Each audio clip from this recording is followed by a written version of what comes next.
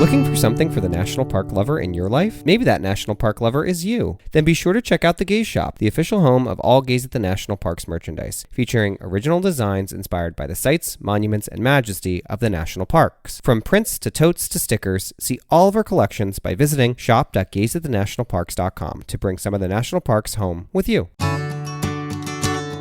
If you've listened to our show, then you know that we love to use Moon Travel Guides as our go-to for planning our national parks trips. Moon Travel Guide books are packed with inspiring lists, itinerary ideas, safety tips, and know-before-you-go advice that makes planning all the easier. Another thing that's great about Moon Travel is that they are at the forefront of ethical travel, with advice on accessibility, traveling with pets and kids, and how to be a steward for the land through the Leave No Trace principles. They really prepare you for how to not only travel safely, but how to travel well. We've used and loved Moon Travel Guide books for Yellowstone and Grand Teton, Glacier, and Acadia National Parks. These park-specific books have helped us with trail maps and detailed hiking descriptions that allowed us to make informed choices about what sort of adventure we were planning on any given day. And don't forget about the Moon Travel's ultimate guide to all 63 national parks in the U.S., Moon USA National Parks. This guidebook has been essential on our long road trips and our one-off park trips alike. With outdoor adventures, detailed hike descriptions, and trail maps, and expert advice from former Parks Guide Becky Lomax, Moon USA National Parks is essential for any national parks lover. For a limited time, our listeners can get 20% off their order of Moon USA National Parks by author Becky Lomax by using code GAZE when you shop through Hachette Book Group using the link in our show notes. That's code GAZE, G-A-Z-E, for 20% off your copy of Moon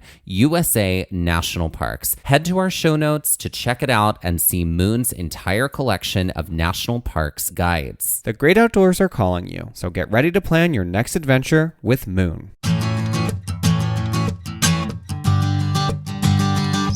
Hello and welcome to Gaze at the National Parks, the podcast. I'm Dusty. If you're joining us for the first time, Gaze at the National Parks is the podcast that explores the trails of America's national parks, one hiking trail in one park at a time. In between these trail-focused episodes, we have Trail Mix episodes, which cover a variety of topics, but mostly relate to the parks, the environment, social justice, the rights of Indigenous people, and a variety of other topics important to the both of us in the scope of this show. If you have listened to our last few seasons, we have had the pleasure of having many interview-focused Trail Mix episodes from authors, national park explorers, and experts alike. We are so pleased to be able to continue interviewing folks in this season and excited for our guests on today's episode, Maygen Keller and Emily Hoff, authors of Scenic Science of the National Parks, An Explorer's Guide to Wildlife, Geology, and Botany. This is a book that I have had for a long time and that the two of us have had the pleasure of using as one of our major guiding factors in our research and national park travels. But on top of all of that, Maygen and Emily also recently released a trivia game entitled National Parks Trivia, a card game, 400 questions to test the knowledge of every enthusiast. Both their book and their game are a wonderful addition to the collection of any national park lover. We were so excited to be able to chat with them about their process, their travels, and their friendship, which have some coincidental comparisons to mine and Mike's. Please join us in welcoming Maygen and Emily to the show. Hi, it's so nice to finally meet you both. Thank you so much for having us. This is exciting. Hello. Of course. We've been so excited to chat with both of you. Mostly because we've been like secret giant nerd fans of the two of you for a long time. So we love that Instagram brought us together. But I would love for y'all to share with us and share with everybody listening a little bit about who you are, the kind of work that you do, and what your most recent projects have been. Emily, why don't you start us off? All right. Well, my name is Emily Hoff, and I met this beautiful being named Maygen Keller when we were both way younger in college, about, I'd say, like a million years ago. Yeah. Approximately. Yeah.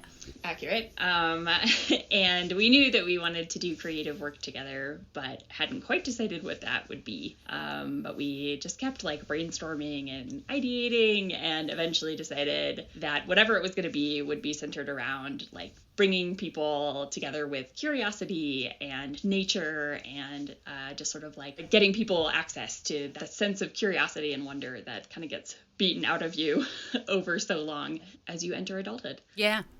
Yep. Totally relate to that. Yeah. We don't know. That doesn't sound like us at all either. Not at all. No, it's not very relatable. It's a very niche audience. That's why. No, not at all. Yep, totally. Maygen, tell us a little bit about you. Yeah, so my name's Maygen Keller. I am one half of the Driving Curiosity duo. I love being able to explore topics that I don't know much about. And I think that's something that Emily and I are really passionate about, is finding those things, asking those questions, and then feeling empowered to dig deeper into them. And then sharing that with other people so that they feel that way too. So Emily approached me about writing a book about the national parks and science, and that was, sheesh, I actually, off the top of my head, how many years ago? I don't know if I can do that math. I think I'd have to think about it in years. It was like 2015 maybe. Yeah. So that was when, like, I would say the more specific focus on science and the national parks kind of emerged for us. Well, you know that the national parks are ripe with anything that you want to get curious about, you can in the national parks. And it's so wonderful. Yes, and I feel like it's worth noting that you're currently wearing a shirt that says "Get Curious." Yeah, this is actually And Emily's you're also- handwriting. It's our special merch. Oh, wow. exclusive. Okay, Nice. well, merch we're going to have to get, obviously. I'm a get the t-shirt kind of gal, so he I will sure is. definitely get some merch. I mean, absolutely. I'm also a get the t-shirt gal, and I'm also a like we should make t-shirts gal. And Maygen is kind enough to indulge me there. Yeah. Amazing. Yes, Mike is the creative force behind all of the visual stuff that's involved with this podcast, including, I mean, Mike did the logo. He also does all the like original designs for, you know, the different parks and all the merch. So we haven't gotten to t-shirts quite yet. It's great to like hear from both of you, and to just sitting here listening, I'm like, wow, the parallels are uncanny. Like, seriously, we've been friends for 10 years or a million years by Dusty's standards. And that was and sort of Emily's standards. Yeah, and Emily's standards too. And that was sort of our impetus, was we really wanted to do something creative, both being creative people. We sort of talked about what that might be, and then we just started taking trips to the parks, and then it all sort of just coalesced very quickly. And so I love that there's that park focus that sort of was the draw for you two as a creative duo. Obviously, we have a beautiful book and a game sitting in front of us that are both incredibly designed and thoroughly researched. But it just is so fascinating to just hear those sort of parallels, and just to listen to that, and just to see how the parks are such a force to bring people together. I'm so curious. So my background is theater and live storytelling, and Mike's background is art, ceramics, printmaking, and also graphic design. What is your creative backgrounds? So we met in a theater program in undergrad. I was, yeah, there it is. There it is. Yes, love There it that. is. Yep. Ding, ding, ding. Everybody pull out your bingo cards. So yeah, we met in a theater program. Maygen was a stage manager, and I was interested in sort of the acting, singing, dancing side of it. And let me tell you, anyone who is interested in going into any kind of business whatsoever should get themselves a stage manager on their side. I've said it before. I'll say it again. 100%. 100%. I fully concur on that. I think that what feels very interesting about that background for us is that we didn't really do a lot of shows together. We did maybe like one or two, but we really bonded in the more academic theater classes that we had to take. So theater history, I think there were 3. I feel like we were roommates, and we would study together and make really elaborate study guides. And I think we both saw in each other that obviously the creative passion that theater brings out in people, but the passion for learning and the excitement around learning, like, why would a show be like this? Or why would, like, how does this fit into history? Which I think was, like, a lot of Emily's background is actually history. And so So how does theater tell the stories of what was going on in world history or American history or whatever? So I just think that, I don't know, I think theater is so exciting because it embodies so many different aspects of being a great human being to be around. So I think it's great that you have a theater background. And art obviously is also great too. Thank you. Mike also works in the theater because he does all the scenery for his middle school productions. That's so nice. And I've directed too. He's directed. Yeah. You did which show? You Into the Woods and Wizard of Oz. There it is. Yeah. So. I love Into the So yeah. Yeah, I know. Oh yeah. Oh yeah. This Yeah. could very quickly become a like a Sondheim. 3-hour conversation about Should we theater. sing like Ethel Merman? And maybe it should sometime. Absolutely. Absolutely. It's one of our Let's do it. specialties. Yeah. Yeah, so we met in that theater program, and then, like Maygen said, one of my other focus at the time was also history. And so I went on to do a graduate degree in history and museum studies. Love that. Right? Like, I literally was just wandering around trying to figure out what to do after undergrad, knowing I wanted to go to grad school, but not quite what that meant. And I was like, who writes that stuff in museums? I feel like I could write that stuff. And that's literally why I went to grad school. And that is what I do in my life when I'm not writing with Maygen. I research and write content for museums, and I also guide tours of museums, and also basically anywhere you'll pay me to guide a tour of. That's amazing. Can I just say, okay, so I'm a little curious. So both of you are the co-authors of Scenic Science of the National Parks. Mm-hmm. Okay, I just have to say, so Mike bought this book for me 4 or 5 Christmases ago? Yeah, 4 or 5 holidays seasons ago. I'm in this book all the time. Whenever we have a park that we're visiting, this is one of our first reference places because like each section about each park is so hyper specific and it like zooms in on like, here's this really, really special science component that you will see only here. And I'm obsessed with it. So I just want you to know like what a huge resource that has been for us. Yay. And so when we got connected on Instagram, I think Maygen, you messaged us, right? Mm-hmm. I literally responded with me holding a picture of this book. I was like, excuse me, I'm obsessed with your book. I showed the picture of the petrified wood and like how, like all the different colors of the petrified wood. Anyway, what I love about this book so much is that we've read science textbooks and science textbooks can be dense. And dry. This is like so accessible. It's so exciting to read it, and it's like grounded in the whole getting curious about something. So like I feel like it's written for like the audience is for people who are curious. And like if you're curious, then you're going to be like, then you follow along so easily because it's like I nerd out about all the different colors inside of petrified wood and what they mean and where they come from. And so I felt a little bit like deeply seen by this book. So I want to personally thank you both for like, I know it must be an extremely difficult process to write a book like this. And I deeply appreciate all of the work that went into this. That's amazing. I mean, it's literally all any author, I think, wants. And as we were writing it, of course, there were times where it was like, what are we doing? This is really difficult. But it was always like, can you just imagine that there's people out there that we don't know, that we've never met, we've never interacted with. They're going to buy this and they're really going to enjoy it. Other people will look at it and say, this is nice. And somebody out there is going to really get it. Yes. Yeah. And also, it's sort of like if you just look at it, buy it, look at it, it's nice. That's It's great. beautiful. Yeah. But it's also there, like, to do that, right? To connect you to these things. And it's so amazing to hear, like, literal dreams come true. Yeah. Yeah. So the full title is literally Scenic Science of the National Parks, An Explorer's Guide to Wildlife, Geology, and Botany by Emily Hoff and Maygen Keller.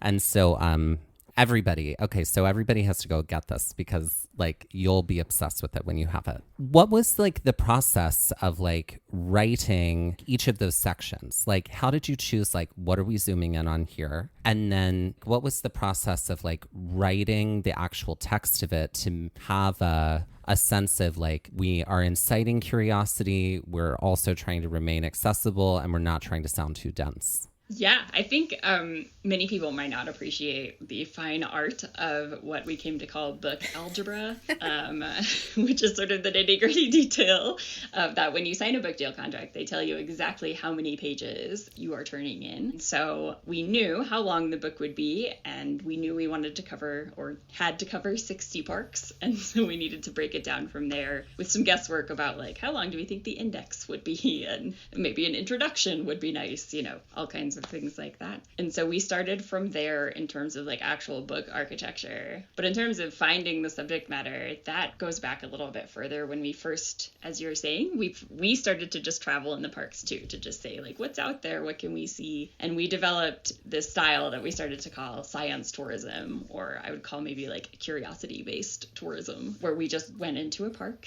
and saw what grabbed our attention. Neither Megan nor I are like long distance hikers or multi-day backpackers, they're both lovely ways to experience the outdoors, but we're more of the like, let's drive the loop road and like maybe do a little trail off there and that kind of thing. So it was important from the beginning for us to focus on stuff that was readily available, right? That didn't require like a 3-day backpack to go see this thing, which so often like I would read guidebooks to the park and they'd be like, this fabulous, rock or this amazing fossil bed, but it is a 4-day hike into the backcountry. And they don't tell you that until like 12 pages in, and you're like, oh my God, never mind. So we kind of started from there, and then got used to the fine art of cold calling and cold emailing the amazing folks who work in the parks, the rangers and the scientists. And maybe Maygen can talk a little bit about one of the focuses from the beginning was that we really wanted to speak to as many women that were working in those roles as possible. Yeah, so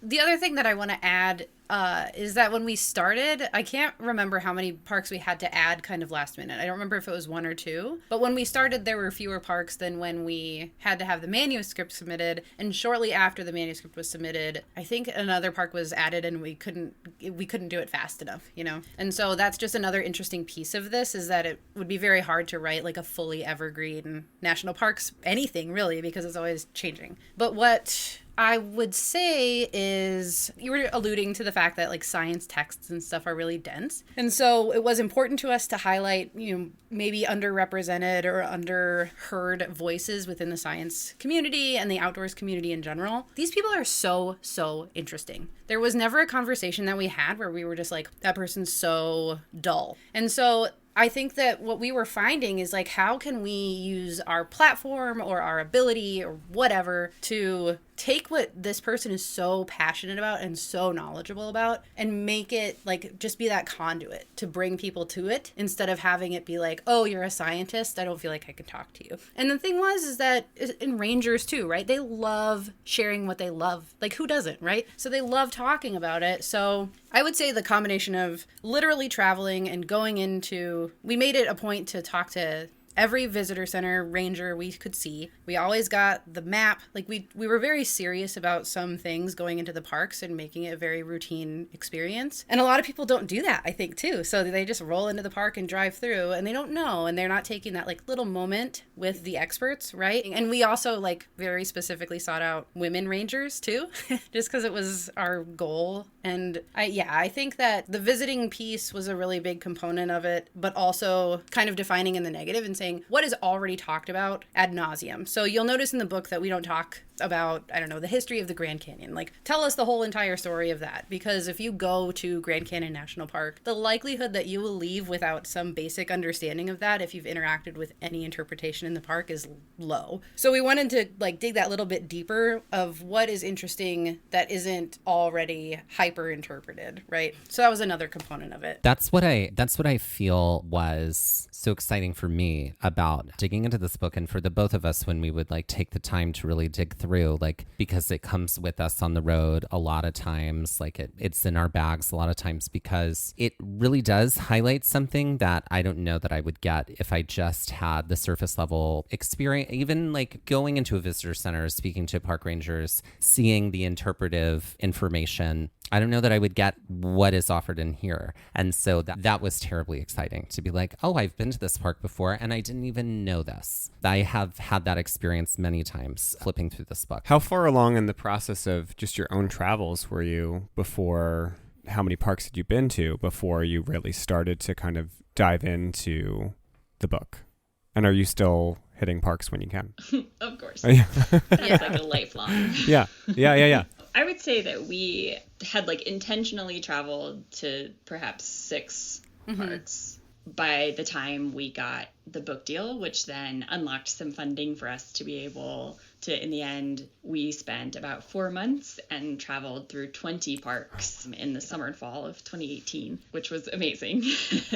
Yeah, it was 20,000 miles, right, of driving? Yeah. Yeah. Because we didn't fly. Wow. We drove. Yeah. Which is the way to do That it. can get so expensive with renting cars. It is the and way to do paying it. for flights. Yeah. Yeah. And we did a lot of camping, so to like haul gear Yeah. everywhere. And Yeah. Oh, yeah. we basically just lived out of my Ford Explorer, which was amazing. Love. Yeah.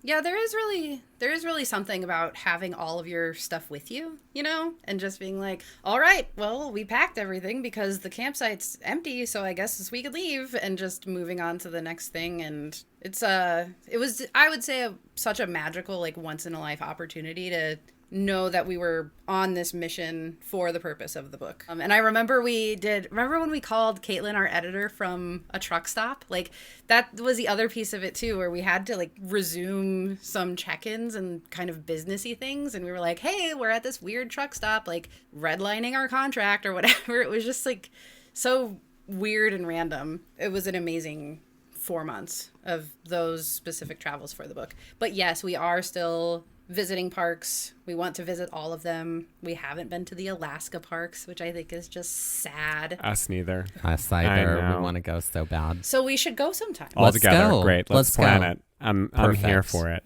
I know we did our long road trip, and it wasn't even that long compared to 4 months. It was 5 weeks, and there was something once in a lifetimey, magical. You know, we got to do so much. We hit 10 parks in that 5 weeks, and spent like a beautiful amount of time in Glacier, and got to connect with some amazing folks along the way. So I can't imagine the amount of time you got to spend in 4 months, and obviously also the amount of driving. 20,000 miles it's intense. That's, you know. Did you have rules about how long you would drive in a day? I don't think there were hard and fast rules, but neither of us like to drive at night. So there was sort of a general agreement that that wasn't going to be the case. And it was incredible amounts of fun. Like, don't mishear me. But we also knew at that point that we were on a mission. Like, we had those 4 months to gather the research on the 20 parks we were going to. But although we had pitched originally writing about 12 parks, in our first phone call ever with our editor, she said, well, why not write about all of them? And we were like, all of them? And you were like, okay. Yeah, it was a fast moving conversation. Yeah. But we were like, what? I remember she's like, why only 12 or whatever? And I was just like, because have you been to one? We could write one book about one park. Like, how do you want us to write about all of them? Oh, absolutely. Oh, yeah. It's funny because having spent a lot of time on the road, not just in that road trip that we took, but just in our park trips where we're hitting a few parks at a time, a lot of what we have sort of come to as, you know, besides just music or podcasts, is crossword puzzles, games, things like that. And I'm curious, did your time on the road inform your creation of your newest sort of venture? National Parks Trivia, 390 questions to test the knowledge of every enthusiast. You're hired as our spokesperson. Yeah. I'll take that. It's so funny that you mentioned crossword puzzles, because I would say that neither of us are in the business of writing crossword puzzles. I actually have no idea how it works, and now I want to look into it. We were pretty invested in doing crossword puzzles, and the thing is that no, I would say the journey to the game actually was directly from the book. So the fact that we were the duo that wrote the book, and I think we benefited from the fact that we're women, like women in science is kind of niche, obviously. And so I think we benefited from that and having a great editorial team that all lives under Penguin. And so there were conversations within Penguin from different publishing houses, and we ended up being invited basically by way of our agent to take on this game as an opportunity. And I would say I enjoy trivia, but I would say that neither of us are like if people were listing 10 things that each of us are interested in, I don't think they would say trivia. So we would not really do trivia necessarily, but a game that I would be interested if you play in the car is what's the population of this town we're driving through? So, we would drive like past Indianapolis or whatever and be like, so what is the population? And then we would guess, and then we would look it up and hurrah, somebody was close. Or we would drive past a small town and be like, what do you think the population? And then the sign is right there and it's like, dang, like we didn't quite get there in time. So do you guys play that game? We haven't, but no, we probably will we'll now. have to add it It's in a now. doozy. Have to add it in. Yeah. We got a lot of games that we fold out. Yeah, and you don't need Yeah. any equipment. Well, Yeah. actually, you do need a phone if you need to look it up. No. So never mind. Well, You do need to equipment. look it up, yeah. Well, if you Minimal even if equipment. you Minimal have a phone, you may equipment. not have service. This is also very true. Therein, you enter the zone of endless speculation, which is kind of a fun place to be. That's right. Mm-hmm. Endless speculation is fun and very creative. And it also breeds curiosity. There it is. It does. There it is. Let's talk now about National Parks trivia because it is beautiful. Visually, it's very beautiful. We've been so fortunate to be teamed up with these amazing creative teams. Our designer on the book, our designer on this game, and the illustrators that we've worked with on both of them as well are just supremely talented. It's so cool that people lend their artistic skill to us like that. So there's sort of 4 categories here. We've got plants, animals, and water. Those are the green cards. Geology and astronomy. Those are the blue cards. Tourism, which is what color? Yellow, it's orange. the yellow-orange. Yeah. Okay, yellow-orange cards. And then the cultural history, which is sort of So red-orange. red-orange or Yeah. sienna, Yeah. if you will. Sienna's a brown. Oh, sienna's a brown. Mike knows this because his background is art. I certainly don't. Salmon? Perhaps it's salmon. Salmon. Yeah. I think could it need to be a little pinker for salmon. Okay. But yeah. It's like terracotta.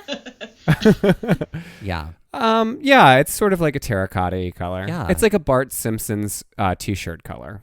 Right. I like it. So tell us a little bit about how you came to these 4 categories. That's a good question. How did we come to those 4? Well, I think we kind of broadly knew, once it was all right, let's just throw out, say in your mind, what categories would you think about if you're playing trivia? I'm sure we made a list and then whittled it down and grouped them. And there's some crossover between categories. I was looking through cards today, right? And I was like, oh, right, that really could have been either one. But these are sort of broadly, I would say, the subjects that people approach us about or that I hear often about, or you could find maybe in the park gift store. The books are divided, maybe along these lines. Yeah, and I would add that we knew that it couldn't just be science, right? It wasn't a science trivia game. It was... Wow. I'm having an animal crisis, and I'm sorry. I can't really do anything about it. But what I will say is knowing that it couldn't just be science was a part of it, and then also wanting to not emphasize the whitewashing of history that often accompanies national parks.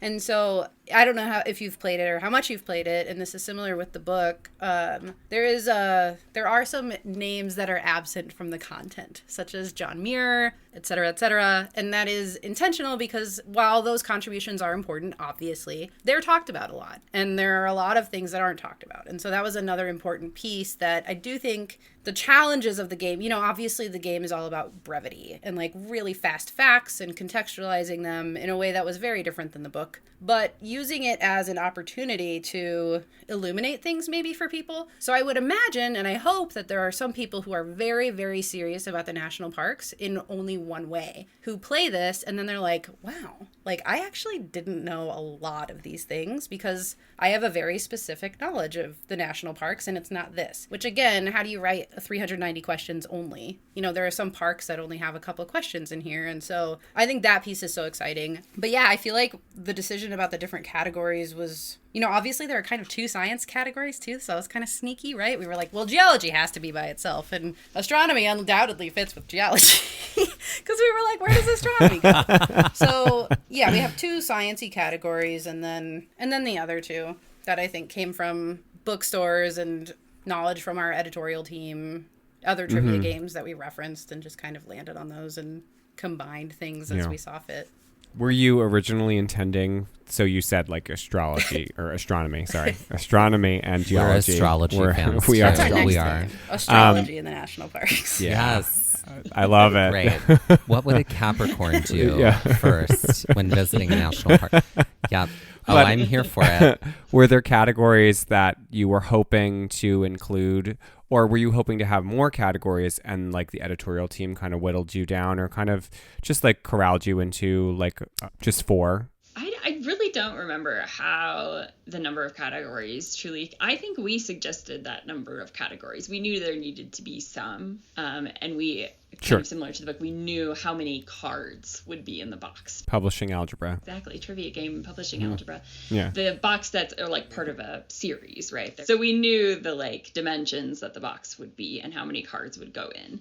I mean, totally, as Maygen was saying, we could have had all just science questions, or like only geology could have been one set of questions, and only plants one set of questions. Like that would have been my dream. But it is made richer with these other things, because like Maygen was saying, there's so many ways to visit the parks. You can go and really just look at trees, or just care about the human history, or just, whatever it is. And you kind of get wrapped up in these little niches and forget like, oh, there's all these other things about, there's fish, and there's also tourism statistics, and there's, one thing that always fascinates me is place names. You can learn an incredible amount about what a place is named for and is not named for. What isn't there is often pretty telling, in addition to what is. So trying to work some of that knowledge into here too, just to again, like plant that little seed. These are all meant to be just little nuggets that you don't really need to do anything with. You can just know them and think that's cool, and isn't that nice? Or you can be like, oh my God, but do you know what? Now I can't stop thinking about is this banana slug thing. I need to go watch a YouTube video about it. Yikes. Did the same process of like cold calling and utilizing like ranger and scientists of the parks to kind of like call information like you did with the book, did that in some ways happen here in the game, or was it more research that you were able to kind of do on your own? Like how did that differ? Like I think the biggest difference is that the trivia game is just that surface level. Whereas in the book, we would have started with any one of the facts that you get in this trivia game and then expanded that into a 2 or 3 page piece, right? And so it's at that point that you're kind of looking for layers, that it's great to bring in the experts and to ask them all sorts of silly questions that they are delighted to answer, such as like, oh, that's great, but say it again with much smaller words. Say it to me like I don't know anything, because I don't know anything. Yeah. And people are delighted to tell you about their life's work. So it's amazing to hear. That was a component that I definitely missed, like some of those personal connections that we made over the course of the book, kind of getting to know some of these scientists and rangers. There was less of that with the trivia game, but hopefully more in whatever our next project will be. I love the design of the cards and that every card has 2 questions on it. Okay, so we do trivia as we drive in the car all the time. I feel like we have found every trivia book available. it's worth their weight in salt anyway. Right, and we have also found the trivia books that were not worth the money at all, and we were like, okay, we're not. And so what I love about it is that it's visually designed so that like, if you're sitting in the car playing, the person reading them out loud can also play along. So I love that, like the answers upside down at the bottom in much smaller font. I also love that there are multiple choices, which you could use on some of the questions. Some of them are true and false, but multiple choices so that you could use them if you want, but you also don't have to. So when we have played it in the car, it's like, okay, ask the question, no choices first. Let's see if we can get it. And then we if we need choices, we'll ask for them. And I also love that. So there's like an easy question and there's a hard question on every card. And I do love how they're sort of connected. That's a very terribly exciting thing for me as a trivia lover. I'm like, oh, I love when people take the time to think about who's reading it and can they participate. Like, it's no fun if you're reading a book and the answer's right in front of you. And you're like, well, now I know and you don't. And that's what this game is now. It's a I know it and you don't game. And you know what I mean? Like, there's no room for curiosity there. So thank you for giving room for curiosity, which is not a surprise based on what drives both of you. Yeah. I love that. I love that you love the game. I think another component of it that is tricky is wanting it to be accessible for even people who, like a person who has been to 0 national parks could play this as a gateway into the national parks, right? So what is hard for some people is not hard for others. And I think that was sometimes tricky. And actually, I think the trickiness comes across in the game too, where you could read a question and be like, it happened when I was looking for cards to read to you guys later is this hard? Or we thought this was hard when we wrote it and now it feels easy, or the opposite where it's just like, but for a lot of people, this easy question would be really hard. And so I love that also you take the approach of omitting the answers, because there was an early phase of this where we basically ended up having to include multiple choices for every single question. And that wasn't always how it was going to be. But the game would be impossible for some people if there were just no options at all. And here you go, name this fish in Death Valley or whatever. So I am glad that you do take the opportunity to try and then get the options if you need them. Or you could even, if the person looks at the answer, they could do like a 50-50 and say, okay, actually now here are the only 2 questions, or the 2 possibilities. So now it's kind of like a true false. A principle that Megan and I say to each other a lot is the like, guess what's in my head game is not very fun. That's something that I take to heart on my tours. You hear a lot of tour guides say things like, now who can tell me a very specific fact that I clearly know, but you probably don't? It's like such a setup that is so, doesn't really make anyone feel like they should ask questions or they're invited into the space, right? So a thing that we try to do, right, is to maintain that accessibility factor, to say like, you can't know everything about anything, let alone the parks, like, and so there's no shame in not knowing something. Not knowing something is simply an opportunity to learn it, right? And to not know it is also totally fine. To not know what the name of the fish in Death Valley is a totally acceptable way to live your life. To like be burning curious about what that fish is called is also a great way to live your life. Yeah. I'm so glad that both of you mentioned like making room for people who are curious about the parks, who are just getting an introduction to the parks, because that curiosity is so wonderful and beautiful. And like, yes, we're so here for that curiosity. And so like, it can sometimes be very sort of daunting if like somebody sees something or is curious about learning more about a national park and they go to a book and the book feels like it's written for somebody who's deeply in the know, and like, like it breaks my heart to know that some people would be curious about going to a national park and feel like, oh, I don't have hiking poles, therefore I can't go. And that's not true. That's not true at all. That's not true at all. So I love how conscious the two of you are about how you make what you make, because there are so many people who are curious about national parks and who are just starting their journey into sort of like wondering about them and maybe visiting. Like when we first started, we got a lot of emails from listeners who were like, I've never visited a national park, but like listening to the details about these trails makes me like really want to see it. And like, I'm starting to pick up some things like, when I go out for a walk in my neighborhood and I'm like, yes, that's what it's about, right? It's just about like joyously offering curiosity, because curiosity drives our own joy, And so I can feel that in all of in this book and in the game so much. And so like, it's so exciting to like sit and ask these questions, because then we'll be like, oh, I have never heard of that person. Let's look them up and find out more. We do that constantly while we're playing these cards. That's kind of the best case outcome, I would say, in my mind for this. Well, I guess best case is like you're having fun. Yeah. But I mean, it opens the door. It opens the door for so much. And it's sort of just like the start of the thread that you can follow in so many different directions, which is kind of great. You're providing the opportunity, but you're not giving them everything. You're not giving away the store. Like the opportunity is there, and it allows you to continue on that educational journey if you want to. And if you don't, then that's fine. Like, you don't need to know the name of the fish that's in Death Valley. But if you're really interested in it, and then you might travel down the rabbit hole of what other wildlife is in Death Valley,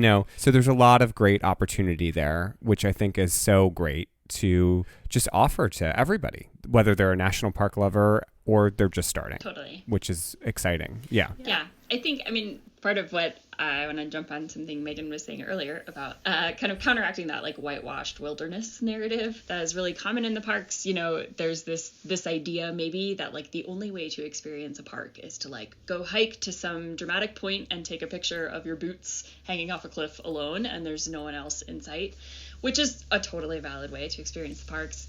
But there are a ton of other ways to do it, and ways that maybe take into account others' physical abilities or interests or anything that it might be. Like if you never get out of your car and you only drive the loop road, congratulations, you have visited a national park. That is absolutely a way that you can do it. If you spend 16 days in the backcountry, congratulations, you have also visited a national park. But I would say no more so than that person who drove the loop road, right? Like it's all this sense of, like you're saying, opening possibility and creating space for ways that people might or might not want to interact with these places. Yeah, and I love that you said something about a person could be walking in their neighborhood and looking around. I think we reference that all the time when we're talking about inspiring people to be curious. And the fact that you don't have to go to a national park in order to see the natural world, right? And hopefully when people read this book or play the game, they're able to say, okay, I understand how that question worked, and now I want to know about this tree. Like, I learned about the old growth forests in Great Smoky Mountains. How old are these trees? Like, are these old growth? Probably not. I'm in a neighborhood, in a city, or whatever it is. And then being able to use that national park piece as kind of the gateway. And then also trivia, right? Like, it could be, I heard this song on the radio, and it's about this thing, and now I feel like I can actually ask that question because I've seen all of these things kind of illuminated for me in a way that I haven't before. It was just nice that you mentioned the natural spaces that aren't national parks, because I think very often in the United States and in urban areas especially, it can be like the national parks are this pristine place and blah, blah, blah. And the reality is, no, they're not necessarily pristine, depending on how you're thinking about it. And you also have a lot of nature to explore in your backyard. And now you maybe know how to ask those questions or where to look for those pieces of information. Absolutely. I was just thinking about like, the local park near my house. And I live in a small city, but we have a park nearby. But sometimes there are rare birds in that park. And like, it's so exciting when like I'm walking through and like I spot one of those. I am a birder, like hugely so. And I like dig all of the stuff in Scenic Science about all the birds. So thank you for that. Yes. How cool is it that there are some national parks where like there are some birds that only, can really only be seen there in that area and mostly in that national park space. But same thing in all of our local areas too. We've got beautiful, wonderful, incredible nature all around us in so many, fantastic, accessible ways. So I am terribly curious to do some trivia. How about you, Mike? Yeah, absolutely. Let's do it. Nice. I'm very excited. Let's do it. Yeah, we've each picked some questions, so you can just let us know how far you want to take this little experiment. Great. Great. Let's go. Who wants to start? I guess I can start. I would be interested in, are you wanting to focus on a specific category? I have all of the categories represented here. And would you like an easy or hard question? I say category is dealer's choice. How are you feeling, Mike? Yeah, that Easy or sounds good to hard? me. Perhaps let's start off with some easies and then make our way into the hard questions. Can we also not have choices unless we need them? Sure. So this is an easy question, and the category is geology and astronomy, which I would say for many people is not the easiest category. So here we go. Visitors to Acadia National Park can't help but notice the striking pink speckled stone known as Cadillac Mountain blank. What is granite? Wow, you're playing Jeopardy rules right now. And winning. Is that right? Is it granite? The correct answer is granite. This pink stone formed in massive volcanic eruptions around 420 million years ago. Cadillac Mountain granite is visible in many places in the park, but was named for Acadia's highest landmark. Have you been to Acadia? Have you seen it? Oh, Yes. Yes. Twice. And we're going for a third time in May. Yeah. Sorry. But this time, I have to say, I don't know that I have We've been on Cadillac Mountain a few times, and I don't know that I've ever actually like looked at the granite and said that's Cadillac Mountain granite, but now I will. And now I'm incredibly curious about seeing it. You should also take along a little like magnifying glass or a hand lens of some kind, because granite looks really cool when you zoom in on it. Yes, we will. Great. Okay. Nice job, by the oh way. my gosh, Very I nicely loved done. that. Thank you. And we play Jeopardy all the time, so it's a force of habit to answer in the form of a question. Yep. Force of habit. It's been beaten into us. All right. I'm going to hit you with a tourism question. Great. Okay. Where does the mammoth in Mammoth Cave National Park's name come from? Because it is the largest cave system in the entire world. Yeah, I mean, something like that. Yeah, it is its large size. Mammoth, in this case, has everything to do with the cave's impressive dimensions and very little to do with the past. You'd think it was something to do with fossils, Right. right? Exactly. A That's a mammoth common fossil. misconception that it's named for A woolly mammoth. mammoth, like, Yeah. Yeah. bones or tusks or whatever. But that's not true. I'm going to do an easy question, no answers to start with, because I will be shocked if you get this right without having options.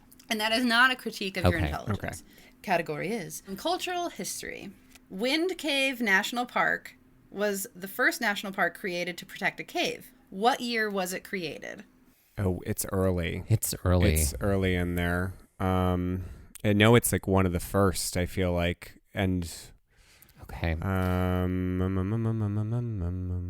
I will say I don't know the answer without the options. I wouldn't have known it without it either. So is this the year it was designated national park, or the year it was like fell under? Like some of them didn't get. Some of them were protected earlier. Pretty soon. I think it was like within the Antiquities Act. It was like boom, and When then was boom. the Antiquities Act? We did an episode on this, Was and I'm it like blanking. Was it 40s? It was no. It was Roosevelt was president in the 1800s. So right? No, the 1900s. The early 1900s. Yeah. So I'm gonna say is it 1916? Do you have a guess? I will say 1918. So you're both wrong. And Okay, I feel validated. And so I win. Okay, great. Okay, so I'm going to give you the choices, knowing that you were Okay, both great. wrong. So Great. I'll say it again. You were wrong. Yeah. No. I love it. So A, 1898, B, 1903, C, 1931, D, 1943. So I'm going to say this. 1903 is a choice, correct? Yeah. Like 1902 came into my head first for some reason, and I don't know why. But then when you started talking about Antiquities Act, I was like, I think I'm just seeing numbers randomly. So I will guess 1903 because it was close to my very first instinct. That's my guess as well. Do you know now, Emily, or would you like me to read from the card? You should explicate it for us all. Okay, and it's beautiful because it brings back Mammoth Cave here in the answer. So the correct answer is indeed B, 1903. Carlsbad Caverns was established in 1930. Mammoth Cave was the last to join the party in, any guesses? This is not part of the game. Oh. Mammoth Cave. It was last. Of the caves. Of the caves to join the party. 1956. 1941. So now we are all up on our Beautiful. cave trivia. Love. Cave establishment knowledge. And again, that was easy. And this makes me curious about like, okay, so caves started getting, federally protected or whatnot, or being called national parks. And like, so now I'm curious what the domino effect was like from like Carlsbad to Wind Cave to Mammoth Cave. Yeah, I mean, there's always interesting context that surrounds these things, right? Like, places don't just get designated out of thin air. There's usually, especially in this day and age, something else that's going on there. So in terms of like something else is part of this bill that gets passed that also happens to make this national park over here. And that, was true in the past as well. The political wrangling has always been political wrangling. So.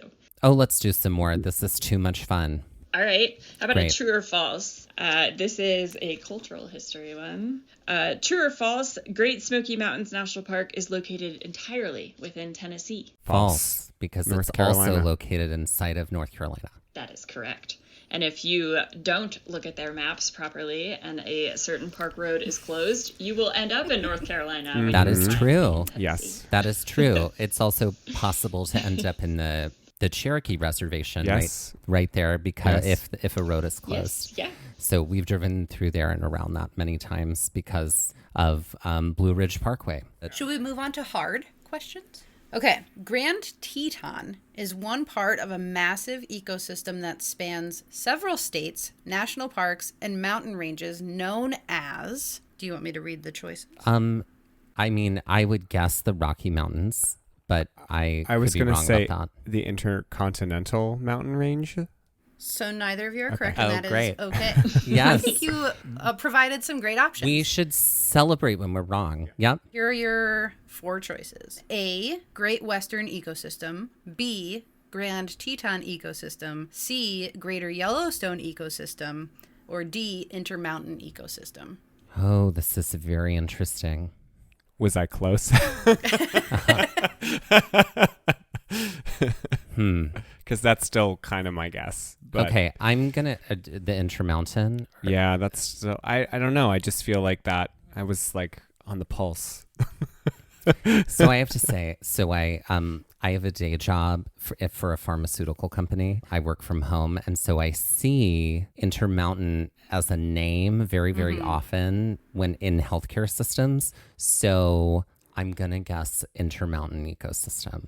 Okay, that is not correct. Oh, Oh. damn. So I'm so sorry. Bum, Emily, bum, do you know what it is? I'm bum. putting you on the spot. It's okay. You can also plead the 5th. Yes, I do know what it is. It's the Greater Yellowstone Ecosystem. Amazing! I Yeah. totally so if you ever learned hear the something GYE, today. Okay. Yeah, Oh. the GYE is how you see it in books. Okay. And To GYE. probably in whatever guides or whatever.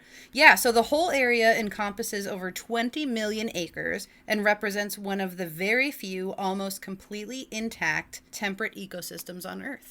Wow. Amazing. And isn't that a fun fact? That is a Yes. fun yeah, fact. so now you can tell all your friends about the GYE. GYE. You down with yes. GYE? Yeah, you know me. Yeah, you know me. Oh, I love that. You know, while I have a moment of Yeah. abbreviations and acronyms, I suppose, I was listening to your Badlands episode and you were talking about the Western Interior Seaway and the WIS. And that is, well, Emily, what is it? That's my favorite ancient seaway. Yeah, so I was listening to your episode and I was like, ah! Like, because Badlands has a special place in our hearts anyway. We've been there together many times and it's just so lovely. So anyway, WIS. The WIS. GYE. Yeah. LOL. It's so cool, right? It's so cool. Fascinating. Yeah. Fascinating. Yeah. Especially like talking about how like it's covered in fossils. And I feel like it's a disservice to American youth that we associate dinosaurs with fossils. Like fossils and dinosaurs equal the same thing so many times. And it's like, no, there are so many fossils that are not dinosaurs. And I feel like Badlands is such a fun place to actually literally see them and like actually literally find them. Yes, yeah, they're just Yeah. Yeah. everywhere, literally laying around. Yeah. Yep. Laying around. But don't pick them up. Right. Well, you have to. Don't touch You them. gotta. You You have gotta. to- There's a process. You have to report. We gotta report. We got to report. That's right. That's right. Take a Photograph and picture. report. Exactly. Yep. Photograph and report. Let's do some more. Can we do Alright. some more? Let's do some more hard ones. Oh boy. All right. Here we go. What kind of animals are the most common category of creature in Mount Rainier National Park, adding up to a whopping 85% of the park's animal biomass, according to the NPS? Ooh. I won't answer this one because I wrote that question.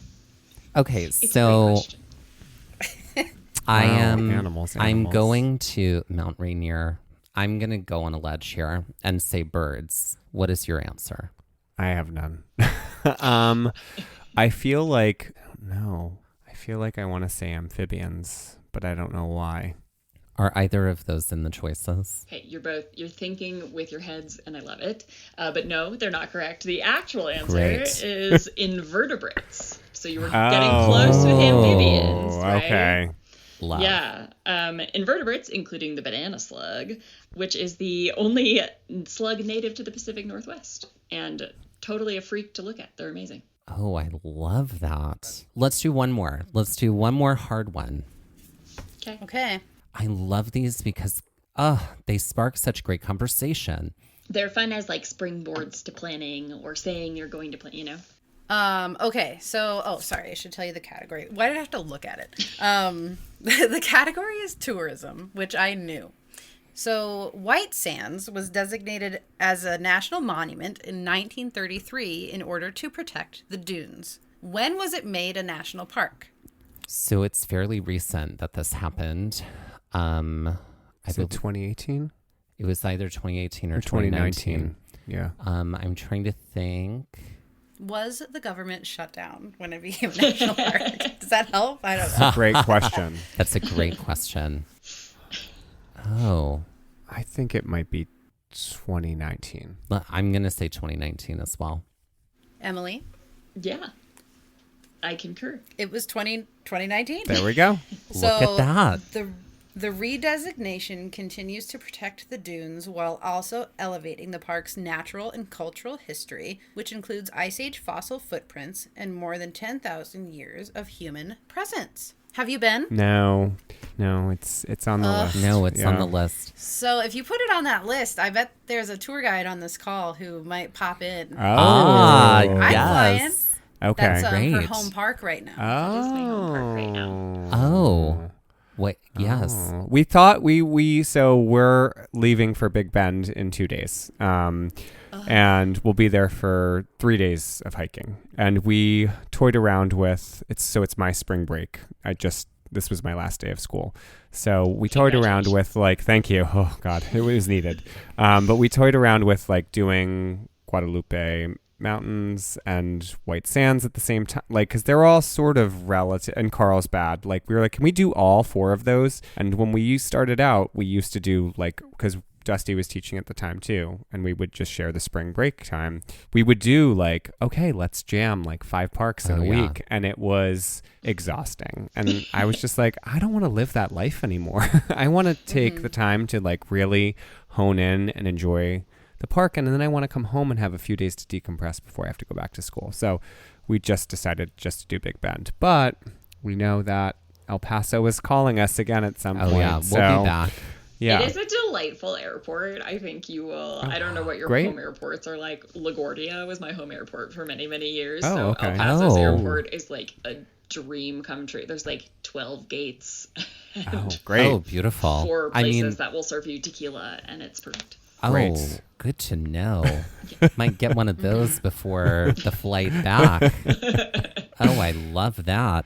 Yeah, Newark is our home airport, or Philly. Yeah, Philly. We're they're flying out of equidistant. Philly. Yeah. He lives closer to Philly. I live closer to Newark. You'll be delighted by El Paso's airport. Well, beautiful. Cannot Thank wait. you. Oh, how exciting. This was such a delight. Tell everybody where they can get the book and where they can get National Parks trivia. So the cool thing is that you can order these things through your local indie bookstore, is what I would say first. And a lot of people don't know that. So it might not be in the store, but because they have ISBNs, you can order it through your favorite local indie. So that would be my strong, strong, strong recommendation, because we got to support the local indies. Yes. That's right. But the easier answer is you can really find it anywhere books and games are sold. Via the internet. So you can just Google Scenic Science of the National Parks and National Parks Trivia, and you can find them anywhere. We also have a website in progress there's scenicsciencebook.com, which actually might be interesting to you two if you haven't visited, because we have such a beautiful resources or a source works cited section, I guess. Oh, great. For all of because we couldn't, we had a page limit, so we couldn't include all of the references that we used, and it was an extraordinary amount. So we had a wonderful web designer lay it out for us in this beautiful way. So you can also find more places to get the book on that site, and references as well if you want to learn more about what you've learned about in the book and in the game, really. So we are on Instagram as Driving Curiosity. We don't post a lot, and so follow us, because when we do, it's good. And we might message you randomly, because that's how because we obviously were fans of yours too. We had been admiring your stuff, and it's cackling at your name every time, because it's just so great. It's perfect. Yeah. So Instagram, Driving Curiosity, send us messages, and I will respond because I log in. Yep, that'll be Yeah. Megan. Beautiful. But she'll Yeah. share whatever's happening with me, and I will be Yes. delighted by it. Yes. I love just listening to your relationship as, you know, coworkers, friends, everything. And this is a mirror, like the mirroring that's happening is wild to me, like wild. It's very fun to interact with Yeah. another creative duo. Megan and I Yeah. often joke, people, our publishers, they treat us kind of as one person, which is fine. We're just sort of a unit that comes together. But to like actually interact with another unit such as Yep. yourself is great. It's amazing. Yeah. And it's so funny because anytime Megan at the top of the call was like, wait, who is who? I have to, and everybody asked that Yeah. question. They're like, one of you, right. And yes, and the same for the two of you. When we came onto the call, I was like, all it said was Keller, and I was like, oh wait, I have to get the book to Yeah, which see one's which? that it was Megan. Mystery. Great.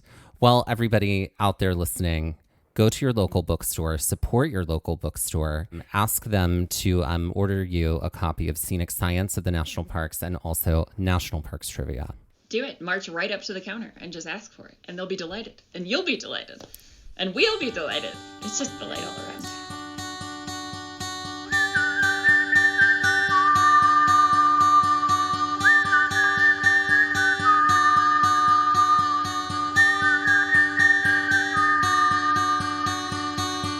This has been Trail Mix by Gaze at the National Parks, the podcast, and we're here to remind you to hike early and hike often, and that adventure is always out there. Gaze at the National Parks was created and is hosted by us, Dustin, Ballard, and Michael Ryan. To see images from this episode, follow our Instagram at Gaze at the National Parks. To contact us, email us at gazeatthenationalparks@gmail.com. And to find out more about the parks visited on this show, visit our website, gazeatthenationalparks.com. That's Gaze, Gaze.